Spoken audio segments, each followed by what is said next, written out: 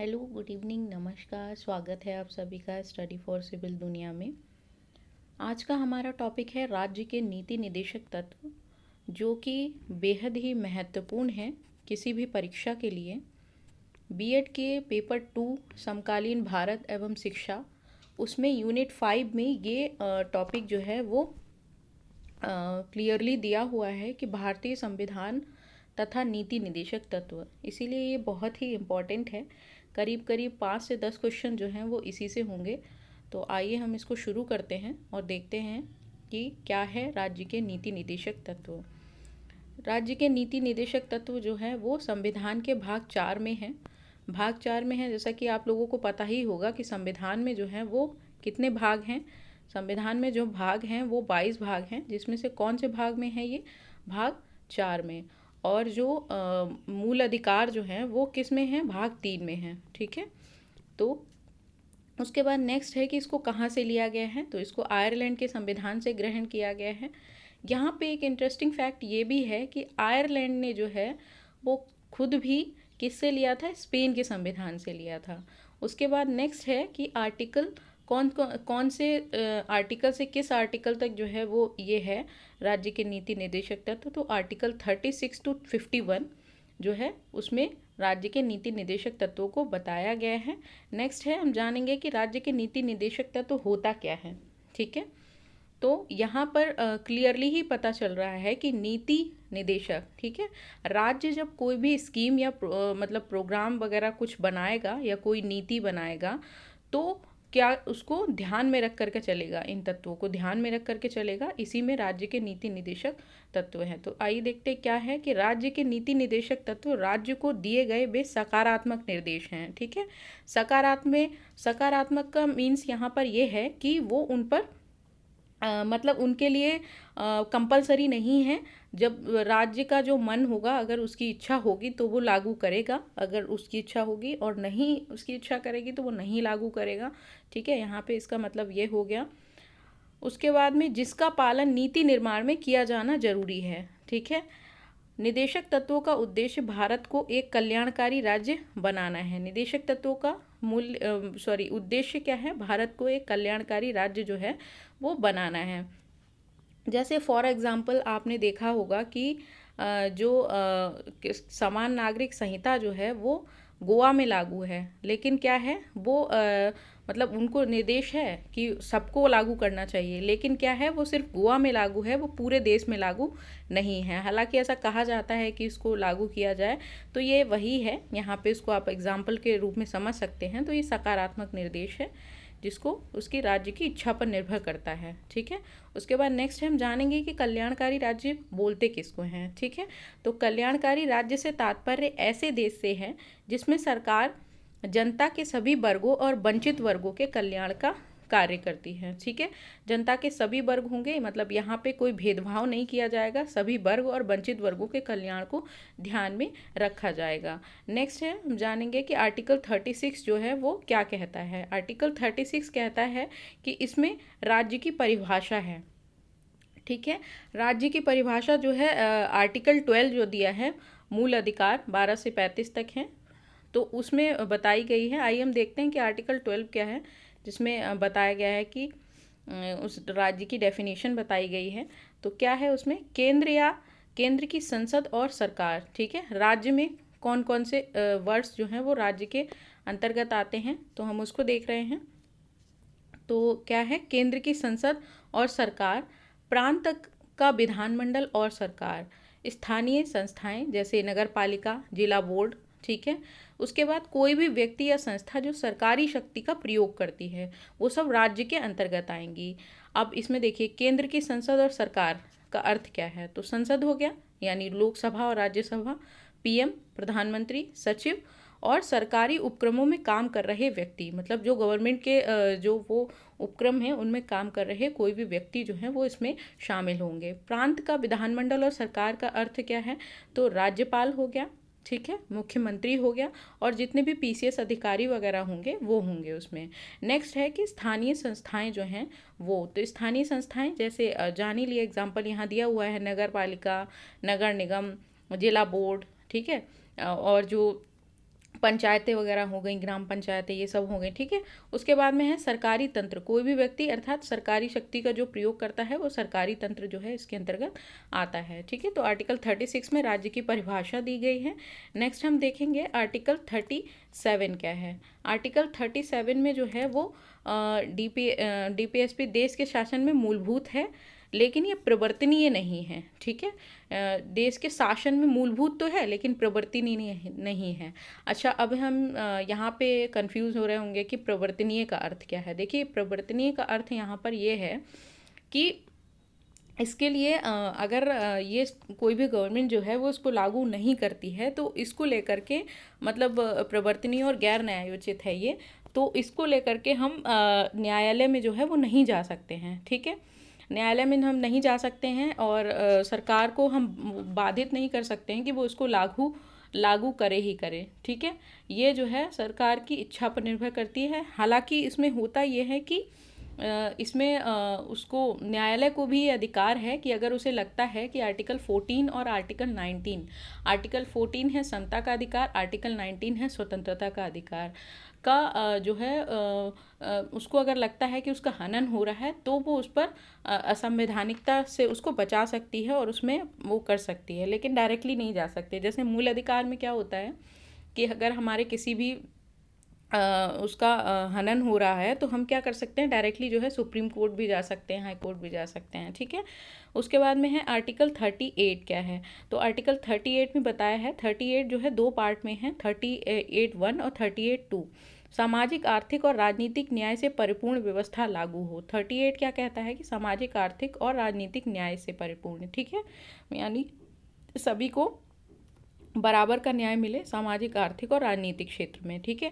राजनीतिक से अर्थ हो गया कि सभी को चुनाव जो है वो किसी भी धर्म के आधार पर किसी को ना रोका जाए, धर्म, जाति या लिंग के आधार पर चुनाव लड़ने से, ठीक है, या फिर वोट देने से, ठीक है, ये राजनीतिक उसमें आ गया। आर्थिक में क्या हो गया कि समान नागरिक वो समान वेतन जो है सबको मिले, महिलाएं और इन सब में जो है वो ना किया जाए, भेदभाव ना किया जाए, सबको समान वेतन मिले। सामाजिक में क्या हो गया, सामाजिक में हो गया आर्टिकल 14 से 18 तक, यानी समता का जो अधिकार है, समानता का अधिकार, वो सामाजिक में जैसे आर्टिकल 40 सबको बराबर जो है समता का अधिकार हो, ठीक है। आर्टिकल 50 किसी भी लिंग, धर्म या इन सब के आधार पर भेदभाव ना किया जाए। 16 में हो गया कि लोग नियोजन में जो है भेदभाव ना किया जाए, ठीक है, सभी को बराबर का अधिकार मिले। 38(2) में क्या हो गया कि आय की समानता, आय की असमानता और जीवन स्तर की असमानता को कम करना, ठीक है, 38(2) में कहा गया है। आर्टिकल 39 में क्या है, आर्टिकल 39 क्या कहता है कि इनको देख करके, मतलब नीति, जो गवर्नमेंट कोई भी नीतियां बनाए तो इन सब का के हितों को ध्यान में रखते हुए बनाए, ठीक है। तो आर्टिकल 39 क्या कहता है, 39A में कहते हैं कि स्त्री और पुरुष दोनों को आजीविका के पर्याप्त साधन उपलब्ध हों। दोनों को जो है, मतलब यहाँ पे कोई भी भेदभाव ना किए जाए, दोनों को आजीविका के पर्याप्त साधन उपलब्ध हों। तो यहाँ पे वर्ड हो गया आजीविका, दोनों का। 39B जो है वो संसाधनों का जनहित में प्रयोग, ठीक है, संसाधनों का जनहित में प्रयोग। 39C क्या है, विकेंद्रीकरण है। 39 यानी उत्पादनों के साधनों का विकेंद्रीकरण। 39D में क्या है कि स्त्रियों और पुरुषों के समान कार्य के लिए समान वेतन, ठीक है, समान कार्य के लिए समान वेतन किस में है, 39D में है। क्वेश्चन पूछ लेता है कि कौन से आर्टिकल में समान कार्य के लिए समान वेतन है, तो 39D जो है उसमें है। उसके बाद में 39E जो है वो क्या कहता है, 39E कहता है कि नागरिकों के स्वास्थ्य की रक्षा। 39F कहता है बचपन और यौवन को शोषण से बचाना, ठीक है, बचपन और यौवन को शोषण से बचाना। 39A जो है वो क्या कहता है, इसको बाद में जोड़ा गया है, जितने भी आर्टिकल ये ए करके होंगे उनको बाद में जोड़ा गया है। इसको जोड़ा गया है 42वें संविधान संशोधन के द्वारा। तो 39A क्या कहता है कि समान न्याय और निःशुल्क कानूनी सहायता की व्यवस्था, ठीक है, सभी को, राज्य जो है वो कोई भी भेदभाव नहीं करेगा और समान न्याय और निःशुल्क कानूनी सहायता जो है उसकी व्यवस्था करेगा। आर्टिकल 40 क्या कहता है कि पंचायतों का गठन और सशक्तिकरण जो है उसकी बात आर्टिकल 40 में की गई है, ठीक है। ये आर्टिकल 40 जो है एग्जाम्स में खूब पूछता है, तो इसको ध्यान में रखिए। आर्टिकल 41 क्या कहता है, रोजगार का अधिकार, ठीक है, रोजगार का अधिकार जो है वो आर्टिकल 41 के अंतर्गत आता है। बीमारी बेरोजगारी, वृद्धावस्था और विकलांगता में सहायता देना, ये सब किस में है? आर्टिकल 41 में। अच्छा, बेरोजगारी भत्ता जो है वो भी आर्टिकल 41 के तहत ही जो कोई राज्य जो है वो अलग से अगर देना चाहता है तो वो दे सकता है, वो आर्टिकल 41 के तहत आता है। अब देखिए, विकलांगता में सहायता देना, जैसे हर कोई गवर्नमेंट, जो हर स्टेट की गवर्नमेंट होती है वो अपने अपने यहाँ अलग अलग वो भी जारी कर सकती है, कोई केंद्र भी वो जारी कर सकता है कोई स्कीम जो है इन लोगों के लिए। तो ये सुगम्य योजना जो थी वो विकलांगता में सहायता देने के लिए की गई थी, जिसमें जो है जो विकलांग लोग हैं उनके लिए कुछ जो है वो उनको कुछ साधन जो है वो उपलब्ध कराने के लिए जो है वो दी गई थी। अब है आर्टिकल 42, ठीक है। आर्टिकल जैसे बैसाखी वगैरह जो था उनको उपकरण वगैरह जो है उपलब्ध कराने के लिए भी दिया गया था, उनको पैसा दिया जाता है वहाँ पर और उनकी सहायता की जाती है। आर्टिकल 42 जो है वो क्या कहता है? नेक्स्ट है आर्टिकल 42, ठीक है। तो आर्टिकल 42 में है कि कार्य की मानवोचित दशाएं और महिलाओं के लिए प्रसूति सहायता, ठीक है। मातृत्व अवकाश जो है वो इसी के अंतर्गत आता है। मातृत्व अवकाश जो है जिसको बढ़ा करके कितना कर दिया गया था? 26 सप्ताह है ना, ठीक है। 26 सप्ताह जो है मातृत्व अवकाश जो है वो दिया जाता है। उसके बाद नेक्स्ट है आर्टिकल 43, मजदूरों के लिए निर्वाह मजदूरी और कुटीर उद्योगों का विकास, आर्टिकल 43 के अंतर्गत आता है। आर्टिकल 43A, 43B, ये भी दोनों 42वें संविधान संशोधन के द्वारा जोड़े गए हैं। तो 43A क्या है? मजदूरों को उद्योग के प्रबंधन में भागीदारी देना, ठीक है। उद्योग का जो प्रबंधन यानी उद्योग का जो मैनेजमेंट हो रहा है उसमें भागीदारी जो है वो उनको दी जाती है। आर्टिकल 43B क्या कहता है? सहकारी संस्थाओं को बढ़ावा देना, सहकारी संस्थाएं जो हैं वो उनको बढ़ावा देना। 97वें संविधान संशोधन के द्वारा इसको इसमें जोड़ा गया है, ठीक है। इसको 97वें संविधान संशोधन के द्वारा जोड़ा गया। सॉरी, मैंने बोल दिया था 42, लेकिन ये 97वें संविधान संशोधन के द्वारा जोड़ा गया, इसको 42वें संविधान संशोधन के द्वारा जोड़ा गया, ठीक है। उसके बाद नेक्स्ट है 44, क्या कहता है? 44 क्या कहता है कि आर्टिकल 44 कह रहा है कि राज्य अपने नागरिकों के लिए समान नागरिक संहिता का निर्माण करेगा, ठीक है। राज्य जो है, आर्टिकल 44 कहता है कि राज्य जो है समान नागरिक संहिता जो है वो उसका निर्माण करेगा। आर्टिकल 45 क्या कहता है कि 6 वर्ष से कम आयु के बच्चों को बाल्यावस्था, देखरेख और शिक्षा का प्रबंध करना, ठीक है। 6 वर्ष से कम की आयु के बच्चे, अर्थात 0 से 6 वर्ष तक के बच्चे जो हैं उनकी शिक्षा का प्रबंधन जो है वो कौन करता है? राज्य सरकार करती है, ठीक है। और 6 से 14 वर्ष तक के बच्चों का जो है वो कौन करता है? ये जोड़ा गया था आर्टिकल 21A, ठीक है। आर्टिकल 21A के तहत जोड़ा गया, किसमें? मूल अधिकार में, ठीक है। उसके बाद में 46 क्या है? 46 कहता है कि आर्टिकल 46 है SC, ST और OBC के शैक्षिक और आर्थिक हितों को आगे बढ़ाना, ठीक है। आर्टिकल 46 में जो है शैक्षिक यानी शिक्षा और आर्थिक हितों को आगे बढ़ाएगा, कौन सा? आर्टिकल 46। 47 क्या कहता है? पोषाहार और लोक स्वास्थ्य में सुधार, शराब और अन्य मादक पदार्थों के उत्पादन और बिक्री पर रोक, ठीक है। ये आर्टिकल 47 के अंतर्गत आता है, ठीक है। जैसे शराबबंदी वगैरह जो है वो इसी आर्टिकल के तहत की जाएगी। आर्टिकल 48 क्या है? आर्टिकल 48 क्या कहता है?